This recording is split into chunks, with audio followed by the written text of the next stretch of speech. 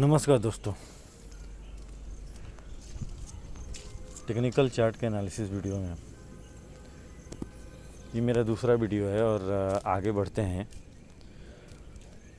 मैं दो तीन चीज़ें आपको बताना चाहता हूँ इस वीडियो के माध्यम से कि जैसे कभी भी मैं अगर चार्ट खोलता हूँ, चाहे आप खोलते हो चार्ट, कोई भी चार्ट खोलते हो, तो चार्ट खोलने के बाद पहला आपका काम क्या होना चाहिए। जब भी हम चार्ट खोलते हैं तो मैंने आपको पहले भी बताया था कि कोई इंडिकेटर लगाने की ज़रूरत नहीं है। आप इस मेरी बातों को गौर से सुनिएगा, कोई भी इंडिकेटर लगाने की ज़रूरत नहीं है। इंडिकेटर लगाने की ज़रूरत ही नहीं है आपको ज़रा भी दिमाग में मत लाइए कि RSI लगा लें, मूविंग एवरेज लगा लें, इन सब चीज़ों से आपको फ़ायदा मिलेगा। कभी भी आपको ये इंडिकेटर जो सारे प्राइस से ही बने हुए हैं, प्राइस के ही डेरिवेटिव हैं, तो चांस ही नहीं है कि प्राइस से आगे या अच्छी मूव को कैच करने में या फिर आपको ट्रेड लेने में, एंट्री लेने में आपका काफ़ी ज़्यादा हेल्प करेगा। इंडिकेटर नहीं करेगा वो। इसके पीछे रीज़न है क्योंकि कभी भी एक दो ही प्रकार के इंडिकेटर होते हैं। एक लैगिंग इंडिकेटर और एक मैं भूल रहा हूँ उसको, क्योंकि मैं इंडिकेटर ज़्यादा यूज़ नहीं करता, तो मैं उसके बारे में ज़्यादा जानता नहीं हूँ। हाँ, मैं ये सुना हूँ कि लैगिंग करता है, वो पीछे प्राइस के पीछे ही चलता है। और एक होता है जो कि प्राइस के आगे चलता है, उसको मैं टेक्निकल नाम भूल गया हूँ, क्योंकि जब से मैं प्राइस को फॉलो करना जाना और समझा, मैं उन सब चीज़ों पे एकदम मेरे को नफ़रत सी हो गई। तो मैं आपको दो तीन चीज़ें मैं बताऊंगा, आप भी सोचोगे कि नहीं ये जो बताया जा रहा है ये सही है, या आप खुद आप देख सकते हो। आप कभी दो तीन इंडिकेटर या एक ही इंडिकेटर लगा लो चार्ट पे और एक आप क्लीन चार्ट रखो, आपको दोनों में डिफरेंस पता चल जाएगा कि आपको देखना किसको है। देखो, जब द्रोणाचार्य ने अर्जुन को सिखाया था ना, वो कैसे, सारे भाई थे, कौरव भी थे, पांडव भी थे, लेकिन जब अच्छे धनुर्धर बनने की बात आई तो द्रोणाचार्य ने क्या बोला था कि अर्जुन निशाना लगाओ, दुर्योधन निशाना लगाओ, सबने निशाना लगाया था। अर्जुन से पूछा तुम्हें क्या दिख रही है, और बाकियों से पूछा कि तुम लोगों को क्या दिख रहा है। तो जो अर्जुन का आंसर था वो अर्जुन कन्फ्यूज़न में नहीं थे, उन कन्फ्यूज़ नहीं थे। द्रोणाचार्य ने जिस चीज़ को निशाना लगाने के लिए बोला, उनकी फोकस उसी पे थी, और बाकी भाइयों के इधर उधर, किसी को पत्ते दिख रहे हैं, किसी को कुछ दिख रहा है, डाली दिख रही है, किसी को कुछ दिख रहा है। तो फोकस बहुत ज़रूरी है। फोकस का मतलब ये कि प्राइस से फोकस, प्राइस के मूवमेंट पे फोकस, प्राइस के चाल पे फोकस। फोकस का मतलब ये है कि आप जिस चीज़ पे फोकस करो तो दिल और दिमाग एकदम उस पे होना चाहिए। अगर आप इतने मास्टर हो जाओ कि आप जब भी चार्ट खोलते हो आपको पता चले कि हाँ अभी हमको ट्रेड लेना है या नहीं लेना है, लेना भी है तो कहाँ पे लेना है, किस लेवल पे लेना है, प्राइस ऐसा कौन सा ऐसा पैटर्न बनाएगी, कौन सा ऐसा बिहेवियर दिखाएगी कि हमको ट्रेड लेना पड़ेगा। तो मैं आपको बस यही चाहता हूँ कि आप एक बार कम से कम एक बार आप चार्ट क्लीन करके और प्राइस को फॉलो करने की कोशिश करो, प्राइस को देखने की कोशिश करो। ट्रेड मत लो, ट्रेड लेने की कोई ज़रूरत नहीं। ट्रेड आपको बहुत मिल, जिस दिन आप सीख जाओगे आपको कॉन्फिडेंस बिल्ड हो जाएगी, आपको पता चलने लगेगा कि हमको क्या करना है क्या नहीं करना। समझ में आ रहा है आपको। देखिए, प्राइस एक लीडिंग इंडिकेटर, हाँ मैं भूल गया था, एक होता है लैगिंग, एक होता है लीडिंग। तो प्राइस लीडिंग इंडिकेटर है, वो एकदम जो भी कुछ भी दिखाएगा प्राइस चार्ट पे, वो एकदम जेन्युइन और प्योर दिखाएगा। उसमें कहीं से छेड़छाड़, कहीं से कोई फेक नहीं होगा। जब आप ट्रेडिंग करते हो तो फेक मूवमेंट जो आती है वो फेक मूवमेंट कब और कैसे आती है वो सब कुछ पता चल जाएगा जब आप क्लीन चार्ट देखोगे तब। आप मार्केट क्लोज होने के बाद भी आप चार्ट खोल के चार्ट को देखो, समझो कि चार्ट क्या कह रहा था। जब ओपन हुआ तो कहाँ से ओपन हुआ, ओपन होने के बाद उसकी चाल कैसी थी, ओपन होने के बाद उसका बिहेवियर कैसा रहा प्राइस का। ये सब चीज़ जब आप मार्केट क्लोज होने के बाद जब देखोगे ना तो आपको बेहतर समझ में आएगा। 2-3 महीने आप इस चीज़ को फॉलो करो, देखो, समझो, आपको पता चल जाएगा। दूसरी, एक तो होता है मार्केट क्लोज होने के बाद, दूसरा मार्केट लाइव मार्केट में, मतलब मार्केट ओपन होता है तब। और मार्केट जब ओपन होता है तो मार्केट ओपन होने के बाद हमको लाइव मार्केट में ट्रेड नहीं लेना है। मैं बार बार कह रहा हूँ, ट्रेड लेने की ज़रूरत नहीं है। ट्रेड हमें मिलेगी, अपने आप को उस खुद इंडिकेटर बन जाओ, प्राइस के साथ साथ खुद इंडिकेटर बन जाओ कि खुद कैच करो कि मतलब कि हमें क्या करना है, कब करना है। देखो, जब किसी बड़े रेसलर से लड़ना होता है ना, अपने आप को हम तैयार करते हैं, कुछ साल कुछ महीने अपने आप को तैयार करते हैं, उसकी वीकनेस को समझने की कोशिश करते हैं, अपनी स्ट्रेंथ को समझने की कोशिश करते हैं, अपनी वीकनेस को पहचानने की कोशिश करते हैं, तब हम मैदान में उतरते हैं उससे अपोजिट पर्सन से रेसलिंग करने के लिए, कि हमको अपना भी पता हो कि हम हमारी वीकनेस है क्या है। अपनी वीकनेस उसको नहीं पता चलनी चाहिए, आप तुरंत हार जाओगे। अपनी स्ट्रेंथ को हमको दिखाना है और उसकी वीकनेस को पहचानना है कि कब उसकी वीक पॉइंट कब है तो मैं दाव खेलूं कि उसके बाद वो उठ ना पाए। तो कहना होता है कि मार्केट तो किंग है, मार्केट से हम जीत नहीं सकते, लेकिन हाँ, मार्केट के हम पीछे पीछे उसके साथ रह के उसको कभी कभी हम ऐसा मौका ले लेते हैं जिससे कि हमको फ़ायदा मिलता है। तो हम जब मार्केट को जब ध्यान से देखेंगे नहीं, समझेंगे नहीं, तो ये पॉसिबल है नहीं। हमको हर मूवमेंट पे ट्रेड दिखेगा, हर मूवमेंट पे ट्रेड दिखेगा, तो ये ऐसे ट्रेडिंग नहीं होती। ऐसे ट्रेडिंग नहीं होती कि हमके हर मूवमेंट में यहाँ अभी स्टॉप लॉस हो गया, चलो भाई देखो स्टॉप लॉस तो होगा ही होगा, इसमें कोई दो राय नहीं, स्टॉप लॉस आपका होगा। वो समझ लो गुरु दक्षिणा है।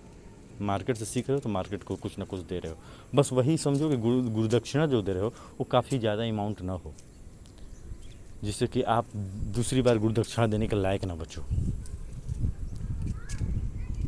तो इन सब बातों को ध्यान में रखो। अब देखो, जैसे कि मैं अभी आपको बता रहा हूँ, आज तो मार्केट क्लोज है, सैटरडे है आज, तो आप ये देखो, ये निफ्टी का चार्ट है, निफ्टी 50 का। मैं 1 मिनट में बता रहा हूँ आपको। चलो इसको 5 मिनट में कर देते हैं। चलो इसको मैंने 5 मिनट में कर दिया। देखिए, आप पहले जूम इन करके देखो, प्राइस यहाँ से गिरा है, प्राइस इस लेवल से गिरा है 25,286 को लेवल जब ये टूटा तो प्राइस गिर गया, ठीक। अब प्राइस जब यहाँ से गिरा, आप देखो यहाँ से प्राइस गिरा है, अब प्राइस यहाँ से गिरा है, तो प्राइस यहाँ से गिरा तो इसका मतलब क्या हुआ कि प्राइस में तो पहली बात कि यहीं पे आप देख लो कि यहाँ पे जब प्राइस जब ये कब का है, हाँ 18 तारीख का, 18 सितंबर का है। अब देखो प्राइस यहाँ से तो हायर हाई बना के ऊपर जा रही थी, आपको इस साफ दिख रहा है कि हायर हाई बना के ऊपर जा रही है। हमको मान लो अभी हम ट्रेड अभी नहीं लिए हैं और प्राइस पिछला हायर हाई बना के ये प्राइस ऊपर क्लोज हो गया है, ठीक। ये प्राइस ऊपर क्लोज हो गया है, यहाँ पे क्लोज हो गया, इस लेवल पे प्राइस इस लेवल पे क्लोज हो गया है। अब प्राइस जब इस लेवल पे क्लोज हो गया है और क्लोज होने के बाद ये 18 तारीख को प्राइस गैप अप खुला। गैप अप खुलने के बाद, ध्यान से सुनना मेरी बात, गैप अप खुलने के बाद यहाँ पे प्राइस काफ़ी देर तक रुका रहा। आपको दिख रहा है, प्राइस इस लेवल में काफ़ी देर तक रुका रहा। यहाँ पे कोई ट्रेड नहीं था। अब क्यों नहीं था, आप खुद सोचो। प्राइस यहाँ पे ये लोग बोलते हैं ना कि वहाँ पे सेलिंग आ गई, यहाँ पे यहाँ से सेलर हावी हुआ, सेलर हावी हुआ, हमको सेलर हावी हुआ, प्राइस यहाँ से नीचे लेके आ गया। ये तो सबको दिख रहा है कि प्राइस यहाँ से नीचे लेके आ गया। यहाँ रुका क्यों है, ये भी क्वेश्चन करना है कि यहाँ पे रुका क्यों है। अब प्राइस जब यहाँ पे रुका है तो क्या शो कर रहा है, प्राइस यहाँ पे ये शो कर रहा है कि प्राइस ऊपर यहाँ प्रॉफिट बुकिंग हो गई। जो यहाँ से बाई किए होंगे वो प्रॉफिट बुकिंग अपनी कर लिए। प्रॉफिट बुक करने के बाद सेलिंग काफ़ी आई, प्रॉफिट बुक, क्योंकि जब बाई हम एंट्री लेते हैं तो सेल करके ही अपना हम प्रॉफिट बुक करते हैं। तो सेलिंग आई, यहाँ पे कैंडल बहुत बड़ा बना और कैंडल उसके बाद इस लेवल के ऊपर प्राइस को जाने ही नहीं दिया, क्लोज करने ही नहीं दिया। आप ये देख रहे हो, ये कम से कम हमको लगता है 12 बजे तक, ये 18 तारीख की है, 18 सितंबर को ओपन हुआ था 9:15 पे, और ये 12 बजे तक कहीं मूवमेंट नहीं आई। प्राइस इस एरिया में घूमता रहा, इस एरिया में घूमता रहा प्राइस, हमें ट्रेड लेने नहीं दिया। हम 1 मिनट में ट्रेड मिल सकता था, अगर 1 मिनट में जाए, लेकिन हम 5 मिनट में ट्रेड कर रहे हैं। देखिए, अलग अलग टाइम फ्रेम का अलग अलग स्टॉप लॉस होता है, टारगेट होता है, साइकोलॉजी भी थोड़ी बहुत बदल जाती है। ठीक, आप प्रैक्टिस करोगे आपको खुद समझ में, जब चार्ट पे आप कई टाइम फ्रेम में आप जाके आप जब चेक करोगे चार्ट को ना, आपको सब कुछ पता चलता जाएगा कि क्या साइकोलॉजी होती है हर टाइम फ्रेम में। मूव जो 5 मिनट में नहीं मिल रहा है हमको, 1 मिनट में शायद मिल जाए, ये सब कुछ आपको दिखने लगेगा। तो कहीं जाने नहीं दिया। क्यों नहीं जाने दिया, ऊपर जाने, जब इसके ऊपर प्राइस जाने ही नहीं दिया, इसके ऊपर जाने ही नहीं, मतलब कि हम ये ऑब्जर्व कर रहे हैं कि यहाँ पे सेलर जो है हावी हो रहा है, स्ट्रांग हो रहा है। अब सेलर जब यहाँ पे स्ट्रांग हो रहा है तो कहाँ, कौन सा ऐसा पॉइंट आएगा जो ब्रेक होगा तो हमको ट्रेड मिल सकता था। तो ट्रेड मिलने का ये है कि हमको इसमें साइकोलॉजी देखना है कि बायर इसके ऊपर जाने, क्वेश्चन करते रहना है। बायर इसके ऊपर जाने नहीं दिया और सेलर इसके ऊपर जाने नहीं दिया, और बायर जो है, बायर यहाँ पे नीचे नहीं आने दे रहा है। बायर हमेशा ऊपर लेके जा रहा है प्राइस को। और प्राइस को जब बायर ऊपर लेके जा रहा है और फिर वहाँ से सस्टेन नहीं कर रहा, प्राइस नीचे गिर रहा है, तो हम ध्यान इस पे रखेंगे कि इस लेवल को जब ब्रेक करेगा ना तो हमको एक मूव मिल सकता है। समझ में आ रही बात। अब देखो कि प्राइस इस लेवल को जब ब्रेक किया है, प्राइस जब इस लेवल को ब्रेक किया है तो हमको एक मूव मिला, और मिला कहाँ तक, इस एरिया तक जहाँ से प्राइस उठा था, इस एरिया तक। ठीक, अब इस एरिया तक मिला हमको टारगेट। तो हम अपना और मैं अगले वीडियो में ये बताऊंगा कि हम कैसे, देखो प्रॉफिट बुक करने के बहुत तरीके होते हैं, तो मैं सब कुछ बताऊंगा धीरे धीरे। तो यहाँ तक, उसके बाद प्राइस यहाँ से ऊपर की तरफ निकला, अपने पिछले लो को, अपने पिछले हाई को तोड़ते हुए प्राइस ऊपर निकल गया।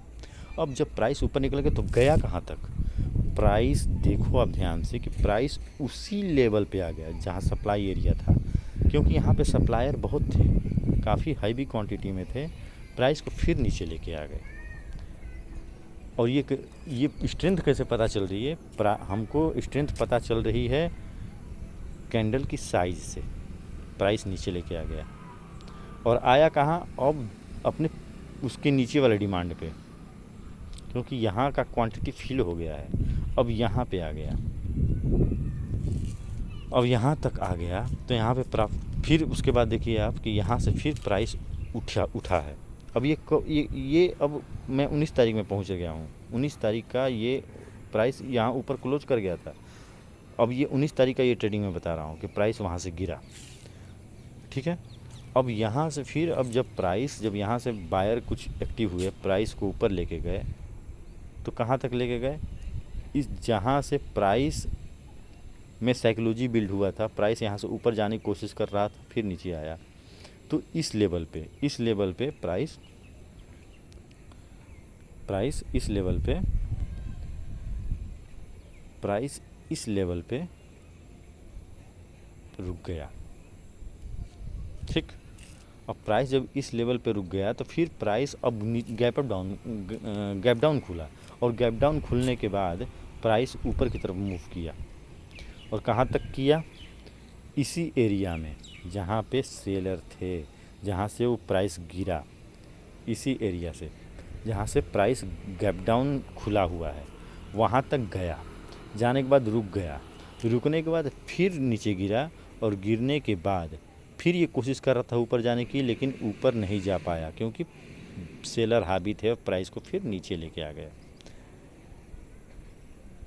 समझ में आ रही है आपको बात को? आप वीडियो को 2-3 बार देखोगे समझ में आइए। हो सकता है कि हमारे बताने में कुछ प्रॉब्लम हो रही होगी आप लोगों को, नहीं, मैं अपनी ही गलती मानता हूँ, क्योंकि अभी मैं चालू किया हूँ, और चालू करने का मतलब ये नहीं कि मैं आप लोगों को बहुत अच्छे से बस समझाने और बताने लगूँ। धीरे धीरे ही मैं अपने आप को इम्प्रूव करूँगा। आप लोग कमेंट कीजिएगा कि क्या क्या इम्प्रूवमेंट हमको करना है। मैं करूँगा, डेफिनेटली करूँगा, क्योंकि जो मैंने झेला है वो मैं नहीं चाहता कि मेरे आने वाले जो भी दोस्त हैं, भाई हैं, वो झेलें। तो अब यहाँ पे जब प्राइस, तो आगे बढ़ते हैं, यहाँ पे जब प्राइस नीचे आया तो प्राइस नीचे आने के बाद हमको ये हमेशा पीछे साइड में देखना है, हमेशा लुक पीछे साइड में देखते रहना है कि प्राइस यहाँ पे इस लेवल पे प्राइस नीचे गिरा था। ये 23 तारीख का है, देखो आप, ये 23 तारीख का है। यहाँ से प्राइस नीचे गिरा था, प्राइस यहाँ से नीचे गिरा था। तो नीचे जाने के बाद यहाँ पे जब बायर एक्टिव हुए, ऊपर लेके गए, तो इसी लेवल पे आके रुक गए, क्योंकि यहाँ पे सेलर थे। प्राइस यहाँ से नीचे गिरा था, रुक गए, क्योंकि यहाँ पे सेलर 23 तारीख का है, 23 तारीख को प्राइस नीचे गिरा था, तो ये हमारा सप्लाई जोन हो गया। अभी भी सेलर वहाँ पे हैं, और बायर जब ऊपर ले गया तो यहीं पे रुक गया बायर, और बायर रुक गया, काफ़ी देर तक रुका रहा। रुकने के बाद फिर प्राइस नीचे गिरा और इसी लेवल तक आया, और आने के बाद फिर इसको रिटेस्ट किया और नीचे आया, फिर दोबारा नीचे आया, फिर ऊपर गया। मतलब हमेशा प्राइस आपको मौका देगा कि आप एंट्री करो, लेकिन आपको ये समझना पड़ेगा कि वो मौका कौन सा है, वो पहचान। मौका देगा मार्केट, लेकिन मौके को तभी पहचान पाओगे जब मार्केट की साइकोलॉजी, आप चार्ट की साइकोलॉजी को पहचान सको। चार्ट कहना क्या चाहता है। और देखिए, गलती सबसे होती है, गलतियाँ हों वो मंजूर है, गलतियाँ ही हमें सिखाएगी, क्योंकि ठोकर जब तक हमें मिलेगा नहीं ना, हम सीख नहीं पाएंगे। वो नेचर है, ठोकर से ही हम सीखते हैं। कोई अगर फ्री का कोई सामान दे देना तो उसकी वैल्यू हम नहीं समझ पाते, समझ में भी नहीं आएगा, क्योंकि वो फ्री का है। लेकिन जब पैसे से खरीद के वो सामान लाओगे ना, उसकी अहमियत आपकी नज़र में बहुत ज़्यादा रहेगी। वो भी अपने पैसे से, माँ बाप के पैसे से नहीं, वो भी अपने पैसे से, कमाए हुए पैसे से जब कुछ भी खरीदते हो आप, तो उसकी वैल्यू आपकी नज़र में बहुत ज़्यादा होती है। तो मैं आप लोगों को यही बताने समझाने की कोशिश कर रहा हूँ। ध्यान से समझिए आप इन सब चीज़ों को। अब ये देखिए 24 तारीख को यहाँ से प्राइस, ये 24 तारीख आपको दिख रही है, 24 तारीख, ये 24 तारीख का प्राइस यहाँ से नीचे गिरा। नीचे गिरने के बाद प्राइस खुद थोड़ी देर रुका यहाँ पे, थोड़ी देर रुकने के बाद प्राइस, अब ये सप्लाई हुआ मेरा, अब प्राइस ऊपर गया।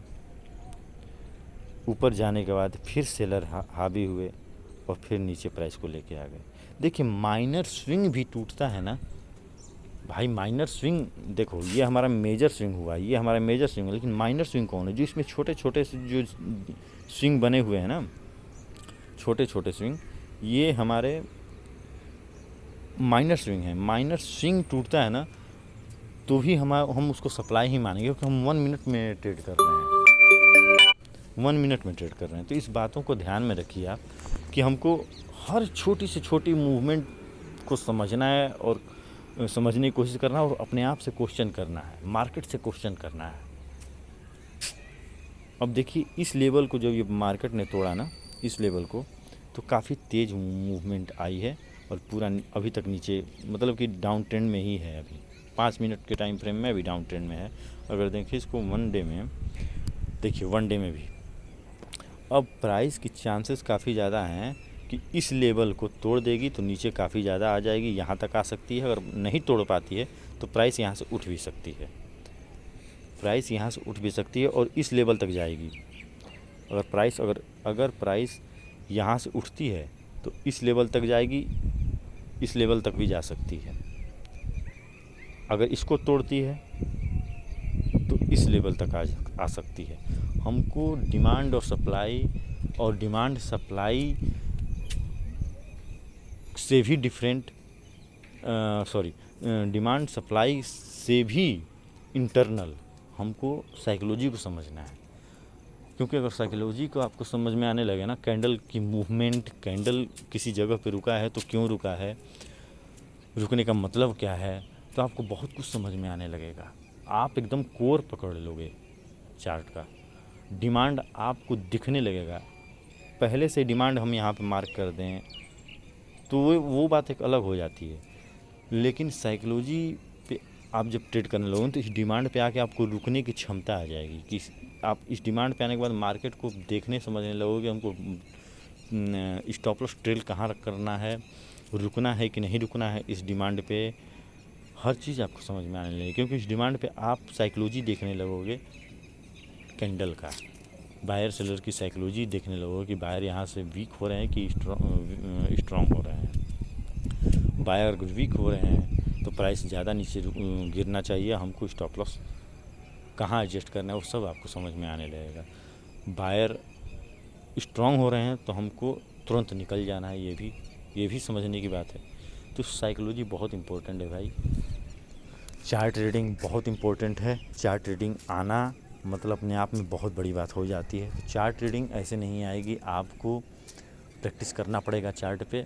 चार्ट खोल के मार्केट बंद होने के बाद, आफ्टर मार्केट क्लोजिंग, आप देख सकते हो चार्ट, जितनी चार्ट देख सकते हो, प्रैक्टिस कर सकते हो, देख सकते हो, क्वेश्चन कर सकते हो, समझ सकते हो। और लाइव मार्केट में भी, लाइव मार्केट भी उतना ही ज़रूरी है।